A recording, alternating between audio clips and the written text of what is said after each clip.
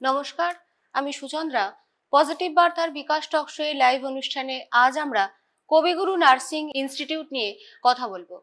কবিগুরু nursing institute, যা Santiniketan medical college এবং হসপিটালের একটি অন্যতম সহযোগী শিক্ষা প্রতিষ্ঠান, যেখানে নার্সিং, বিএসসি এবং জিএনএম কোর্সগুলি করানো হয়ে থাকে। এই কোর্সগুলি সম্পর্কে বিস্তারিত আজকে আমরা শুনবো। আজ আমার সাথে স্টুডিওয় রয়েছে কবিগুরু নার্সিং ইনস্টিটিউটের সিস্টার টিউটর বিদিশা চন্দ্র মহাশয় এবং সাথে উনার ছাত্রী চুমকি খাতুন মহাশয়া। দুজনের সাথে আজ আমরা কথা বলবো, জানবো নার্সিং কেরিয়ার সম্পর্কে। এক্ষেত্রে কবিগুরু নার্সিং ইনস্টিটিউট কেন আলাদা, সেই বিষয়গুলি নিয়ে শুনবো। আমাদের এই স্টুডিওয় ম্যাডামকে এবং ওনার ছাত্রীকে জানাই স্বাগত। নমস্কার। প্রথম যে প্রশ্নে যাব ম্যাডাম, সেটা হচ্ছে নার্সিং এ বর্তমানে শিক্ষার্থীদের মধ্যে দেখা যাচ্ছে যে অনেক আগ্রহ তৈরি হয়েছে, তারা নার্সিং পড়তে চায়।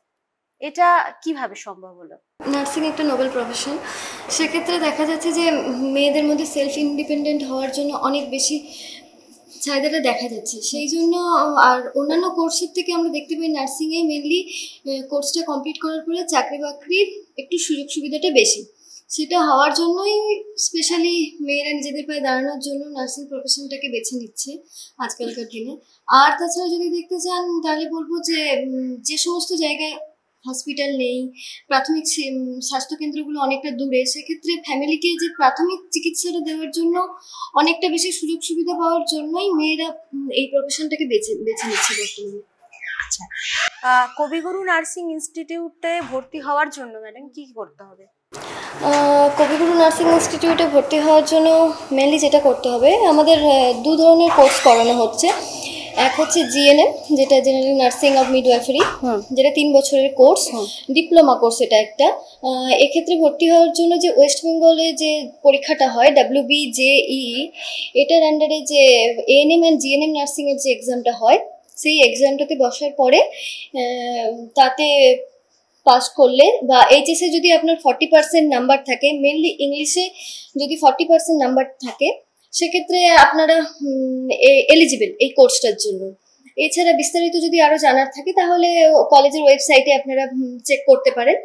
আর আরেকটা যে কোর্স স্পেশালি করানো হয়, যেটা গ্র্যাজুয়েট লেভেল কোর্স, সেটা হচ্ছে বিএসসি নার্সিং কোর্স। এটা 4 বছরের কোর্স। আর এটা হচ্ছে এইচএস এর পরে পিওর সায়েন্স থাকলে ফিজিক্স, কেমিস্ট্রি এবং বায়োলজি, এই 3টে সাবজেক্ট যদি থাকে, প্রত্যেকটা সাবজেক্টে 45% মার্কস থাকতেই হবে। এছাড়া জেনপাস এক্সামে আপনাকে বসতে হবে এবং এক্সামে যদি একটা ন্যূনতম বিধিনিষেধ থাকে যে এই মার্কস পেতে হবে, সেটা সরকার ঠিক করে দেয় যে এই মার্কসটা থাকলে আপনারা এলিজিবল এই কোর্সে ভর্তি হওয়ার জন্য। মার্কসটা থাকলে আপনারা এই কোর্সে ভর্তি হওয়ার জন্য কলেজের সঙ্গে যোগাযোগ করতে পারেন কাউন্সিলিং এর মাধ্যমে। আচ্ছা, কবিগুরুতে কি আপনারা সমস্ত ধরনের যে আমাদের বৃত্তিগুলি দেওয়া হয়, স্কলারশিপগুলি এবং আমাদের যে স্টুডেন্ট ক্রেডিট কার্ড রয়েছে, সেগুলোর কি ফ্যাসিলিটি আছে? হ্যাঁ, অবশ্যই আছে। এখানে বিশেষভাবে এই সমস্ত দিকগুলো আরো বেশিভাবে দেখা হয়, কারণ সবাই যে উচ্চবিত্ত ফ্যামিলি থেকে আসবে তার কোনো মানে নেই। এক্ষেত্রে এখানে যেটা প্রধান যেটা বৃত্তি দেওয়া হয়, সেটা হচ্ছে যে Swami Vivekananda merit comes means যে স্কলারশিপ, যেটাতে এইচএসে যদি 60% নাম্বার থাকে বা প্রতি বছরে যদি আপনার ইয়ারলি যে এক্সামটা হয় সেটাতে যদি 60% নাম্বার থাকে, তাহলে সেক্ষেত্রে একটা হিউজ অ্যামাউন্টের স্কলারশিপ এটাতে প্রদান করা হয়।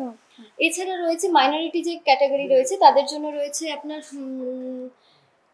ঐক্যশ্রীও রয়েছে, আর যে ওএসিস আছে এসসি এসটি ওবিসিদের জন্য এই স্পেশাল স্কলারশিপ গুলো ব্যবস্থা করা হয়েছে। এবার আর বলি, যদি ফিনান্সিয়ালি যদি কোনো ফ্যামিলিতে প্রবলেম হয়, সেক্ষেত্রে স্টুডেন্ট ক্রেডিট কার্ড লোন অবশ্যই প্রদান করা হচ্ছে আমাদের কলেজ থেকে, সমস্ত ব্যবস্থা করে দেওয়া হয়। আপনাদের এই কবিগুরু নার্সিং ইনস্টিটিউটে যোগাযোগ করতে গেলে কিভাবে আসবে? বীরভূম জেলার বোলপুরের মুলুক কলোনির গোবিন্দপুরে এই কলেজটা মেনলি অবস্থিত। এছাড়াও যদি আপনারা এই কলেজে আসতে কোনো অসুবিধা হয়, সেক্ষেত্রে আপনারা ওয়েবসাইটে সমস্ত ইনফরমেশন দেওয়া আছে, কলেজের ফোন নাম্বার দেওয়া আছে, আপনারা সেখানে কল করে পুরো বিস্তারিতভাবে জেনে নিতে পারবেন। আচ্ছা ম্যাডাম, একটা জিনিস আমি আপনার ছাত্রীকে জিজ্ঞেস করছি, চুমকির কাছে যাচ্ছি। চুমকি যখন এই কলেজে ভর্তি হলে তখন কেমন লেগেছিল? ফার্স্ট আমি তো WBJEE এক্সাম দিই, সেখান থেকে র্যাঙ্ক কার্ডের মাধ্যমে এখানের কলেজের নাম এসেছিল কবিগুরু নার্সিং ইনস্টিটিউট। তারপরে বাড়ির লোকের সাথে এখানে ভিজিটে আসি, তারপর কলেজের পরিকাঠামো দেখে সুন্দর লেগেছে। তার সঙ্গে হচ্ছে ম্যাডামদের ক্লাস আমাদেরকে দেখানো হয়েছিল ডেমোতে, যে কীরকম ক্লাস এখানে পড়ানো হয়। অনেক ধরনের আমরা ওখান থেকে জানতে পেরেছিলাম যে এখানে উন্নত প্রযুক্তির মাধ্যমে ক্লাস নেওয়া হয়। ম্যাডামরা এখানে খুব সুন্দরভাবে জিনিসটাকে বুঝিয়ে দেন, এবং এখানে উন্নত মানের ল্যাব লাইব্রেরি আছে। আমাদের ল্যাব হচ্ছে যেখানে আমাদের উন্নত মানের যেখানে ল্যাব আছে সেখানে হচ্ছে ম্যাম সব কিছু খুঁটিনাটি বিষয় হিসাবে আমাদেরকে জানতে পারা যায়, সেই জন্য এখানে এসেছি। আচ্ছা, খুব ভালো লাগছে এই আপনার ছাত্রীর কাছ থেকেও শুনছি যে কলেজ কেন অন্য থেকে আলাদা। এই মুহূর্তে ম্যাম দেশি বিদেশি নার্সিং পেশার চাহিদা কিরকম? অ্যাজ আ নোবেল প্রফেশন নার্সিংয়ের চাহিদা কিন্তু আগেও যেরকম ছিল বর্তমানেও সেরকমই আছে, আরও বাড়ছে দিন দিন। কোভিডের পরবর্তী সময় আমরা কোভিড সময় পিরিয়ডে আমরা এটা দেখেছি স্পেশালি যে এত পেশেন্ট, কিন্তু হসপিটালগুলোতে রিকোয়ারমেন্ট যে হয় 1:6, একটা নার্স দরকার 6 পেশেন্টের জন্য, সেক্ষেত্রে সেই রিকোয়ারমেন্টটা কিন্তু ফুলফিল হয়নি। বর্তমানে সেই রিকোয়ারমেন্টগুলো ফুলফিল করার জন্য আমাদের আরও বেশি করে রিক্রুটমেন্ট যেগুলো দরকার সেগুলো হচ্ছে, যার জন্য আরও বেশি করে আমাদের নার্সিংয়ের আরও স্টাফের দরকার হয়।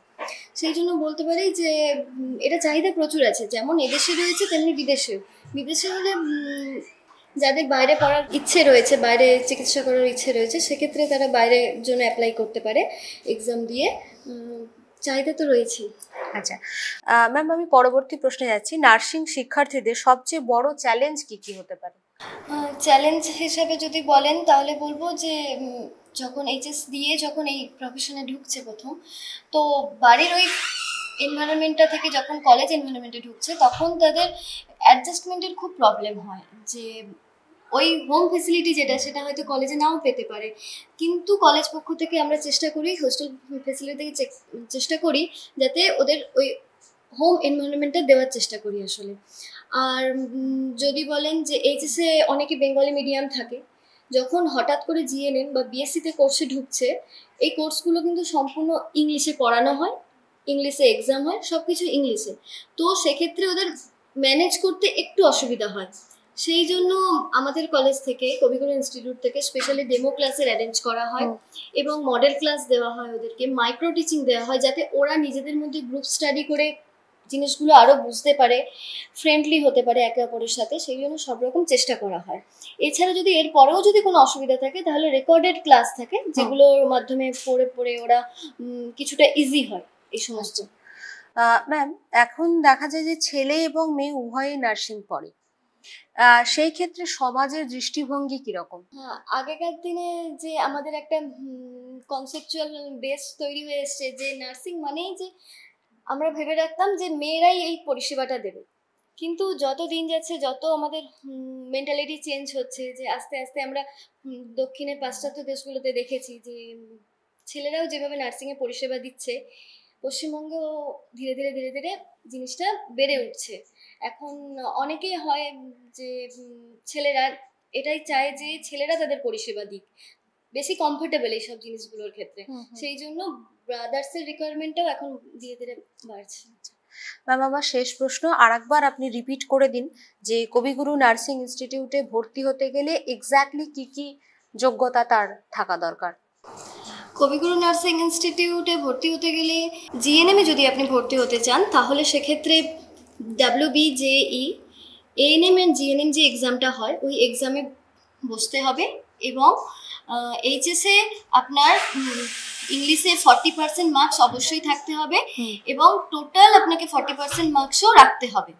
তারপরে আপনি কলেজের সঙ্গে কন্ট্যাক্ট করুন, কাউন্সিলিংয়ে বসুন। যদি কলেজে এক্সট্রা কিছু দরকার হয়, জানার দরকার হয়, তাহলে কলেজের ওয়েবসাইটে সম্পূর্ণ ডিটেলস দেওয়া আছে, আপনারা সেখান থেকে কলেজে আসুন, চেক করুন কলেজে কীরকম পরিকাঠামো বা ক্যাম্পাস কীরকম, তারপরে আপনি ভর্তি হন। এছাড়া যদি বিএসসিতে যদি আপনি ভর্তি হতে চান তাহলে সেক্ষেত্রে সায়েন্স ব্যাকগ্রাউন্ড থেকে অবশ্যই পিওর সায়েন্স হতে হবে, এবং 45% মার্কস আপনাকে রাখতে হবে, সেটা প্রত্যেকটা ইচ সাবজেক্ট, এবং টোটাল 45% মার্কসও রাখতে হবে। নেক্সট ওই জেনপাস যে এক্সামটা কন্ডাক্ট করে সেই এক্সামে বসতে হবে, এবং তাতে যদি আপনার সরকারের তরফ থেকে যে মার্কসটা নির্ধারিত করে দেওয়া সেই মার্কস থাকলে কাউন্সিলিংয়ের মাধ্যমে আমাদের কলেজে ভর্তি হতে পারে। ধন্যবাদ ম্যাডামকে এবং একসাথে চুমকিকে। আমাদের অনুষ্ঠানে আমরা জানলাম যে কবিগুরু নার্সিং ইনস্টিটিউট সেখানে ভর্তির প্রক্রিয়া এবং কেন কবিগুরু ইনস্টিটিউট ছাত্রছাত্রী বা অভিভাবকদের কাছে প্রথম পছন্দের তালিকায় আসছে সেই বিষয়গুলি সম্পর্কে বিদিশা ম্যাডাম আমাদের সাথে আজ ছিলেন। উনি বললেন। আমরা বিদিশা ম্যাডামের আগামী দিনের কেরিয়ারের জন্য জানাই অনেক অনেক শুভেচ্ছা এবং একই সাথে চুমকিকে জানাই অগ্রিম শুভেচ্ছা, ওর নার্সিং কেরিয়ার আরো সুন্দর ও সুগঠিত হোক। ভালো থাকবেন, নমস্কার।